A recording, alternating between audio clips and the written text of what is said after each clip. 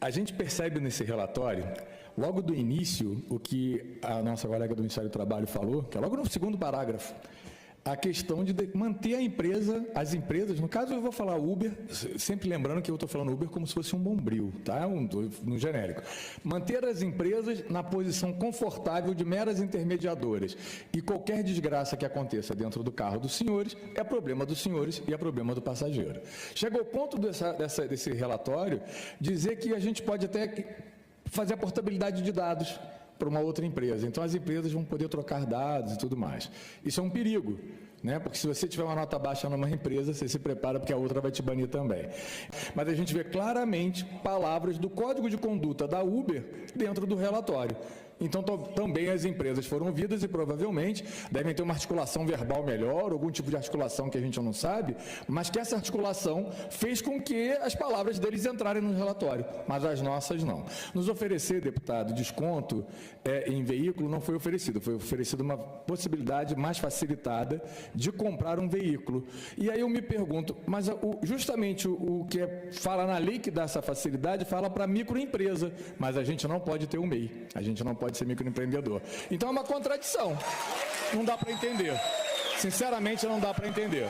Então não se iludam com, sabe, alguns penduricalhos que aparecem aqui como se fosse uma coisa boa. O que é bom para a gente é, sim, ter o direito a fazer o MEI, é ter liberdade de escolha, é escolher o preço e saber objetivamente, como era até 2020, quanto custa uma corrida, quanto é o percentual que fica e acabou.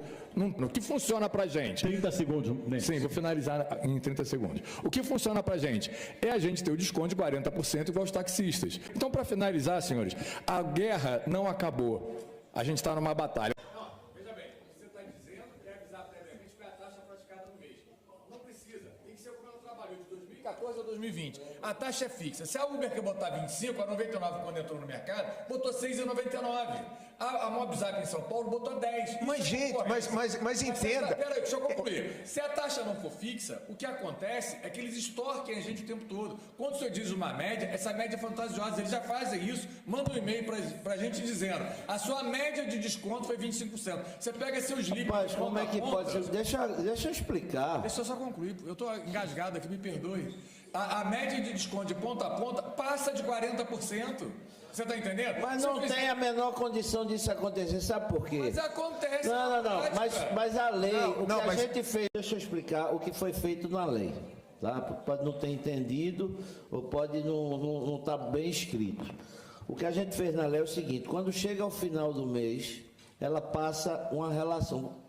Ao final de toda a viagem, você vai ter quanto foi a viagem. Já está errado, eu tenho que saber antes quanto que eu vou perder para a plataforma, para saber se me interessa ou não. Como é? Exatamente. Eu tenho que saber antes, não é depois. Por que todo mundo nesse país pode se planejar quanto que vai ganhar, quanto que não vai ganhar? Por que a pessoa não pode excluir a gente do MEI? Por isso que eu estou falando previamente. Pode saber. Todos os brasileiros podem fazer MEI. Vocês que são quase 2 milhões de brasileiros não podem ter MEI. Até hoje pôde. A gente não pediu MEI. O MEI foi criado pelo governo. É exatamente o que eu falei. Você me desculpa, mas aí eu vou discordar de você. O que eu falei? Olha aqui. Olha